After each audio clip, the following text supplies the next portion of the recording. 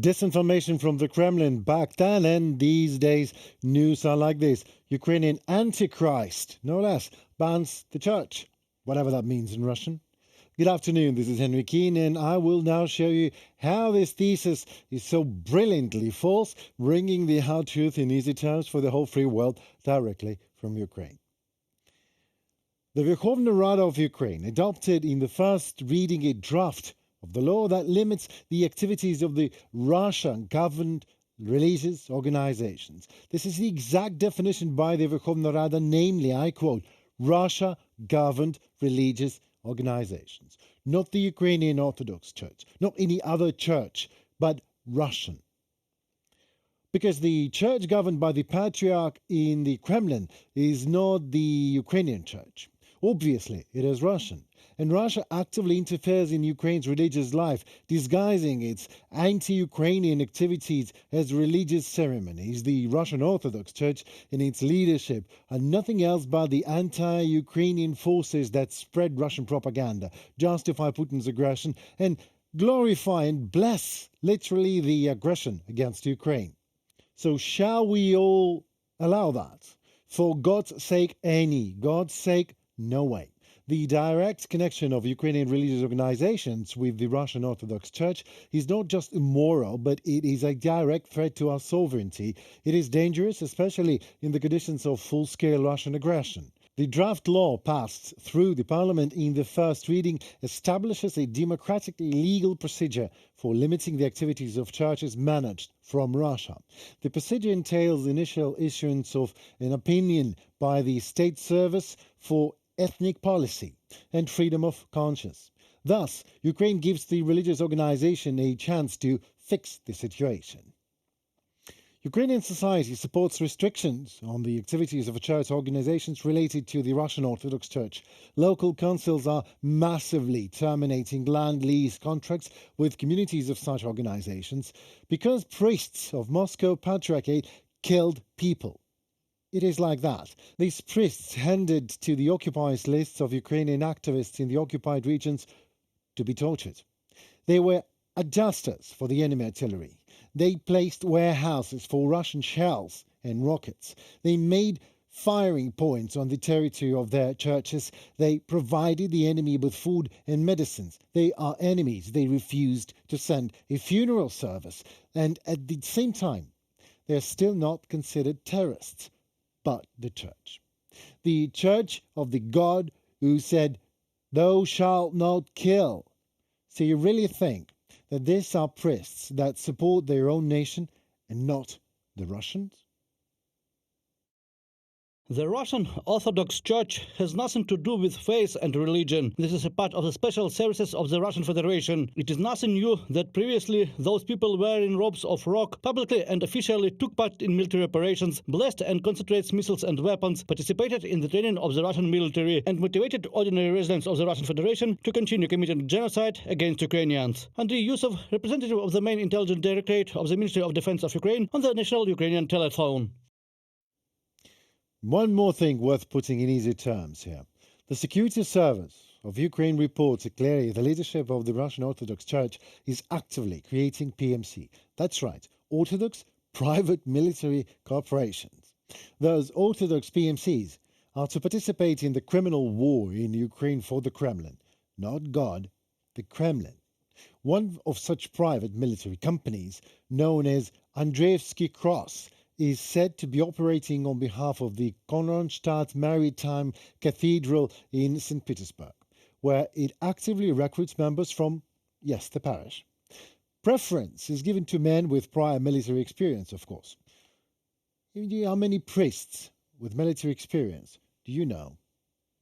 The Security Service of Ukraine states that after recruitment, these mercenaries undergo military, tactical and firearms training supervised by instructors from Russian special services. To conceal their combat training, the organizers conduct these activities exclusively within the cathedral's premises and on designated training grounds within the Russian Federation.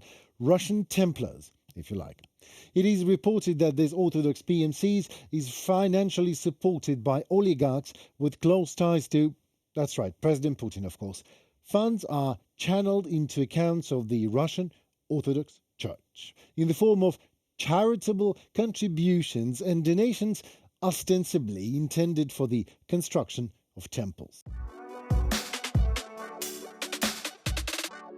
Since September 2023, more than 30 vessels have used the new sea corridor created by Ukraine. Ukraine was, is and remains a responsible supplier of products who investigates how to ensure the fulfillment of its obligations within the framework of concluded agreements under any circumstances. The successes of the new grain corridor shows clearly that Russia was an unnecessary link in the Black Sea Grain Initiative.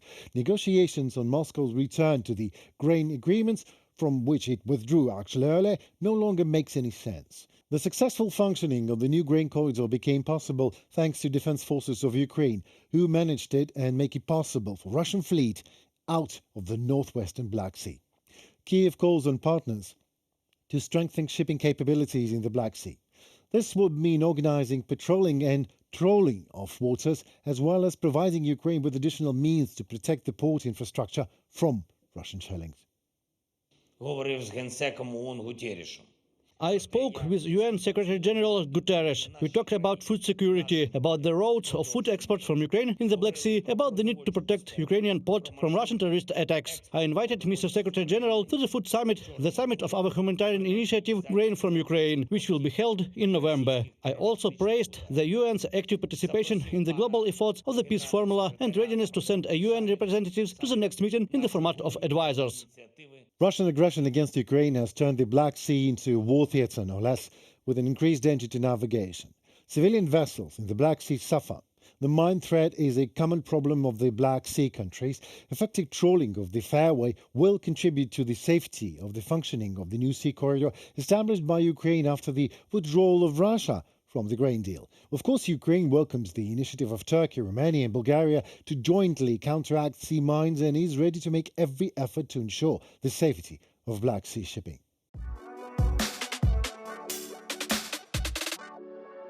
Ukraine calls on the International Olympic Committee to ban Russian athletes from participating in the Olympic until justice is served. Russia violated the Olympic peace by attacking Ukraine during the 2022 Olympics. Russian athletes cannot be allowed to compete under any flag. Murder cannot be neutral.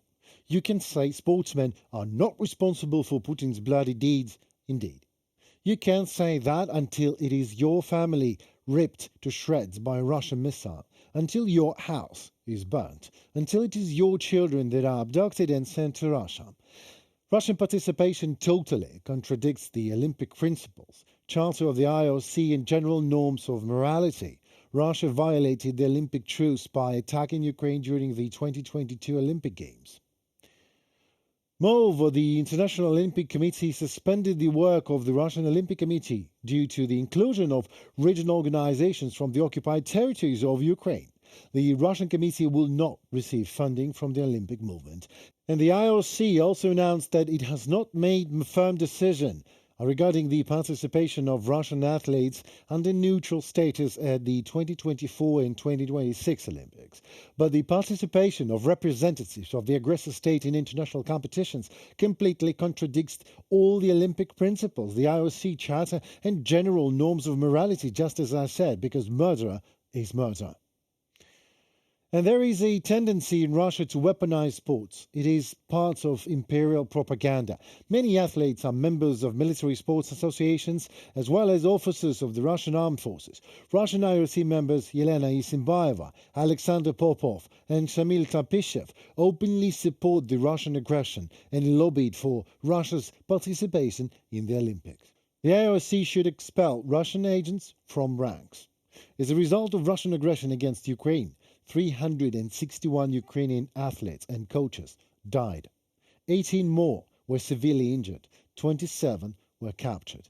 10 are considered missing. So, how would you feel competing next to the murderer? It was Henry Keane on UATV English, hoping to give you this hard truth in this easy terms on our Today Daily Wrap-Up. Comment, like and subscribe. Please let us know your thoughts in the comments below. Your opinion matters a lot to us. Stay safe and tuned for more.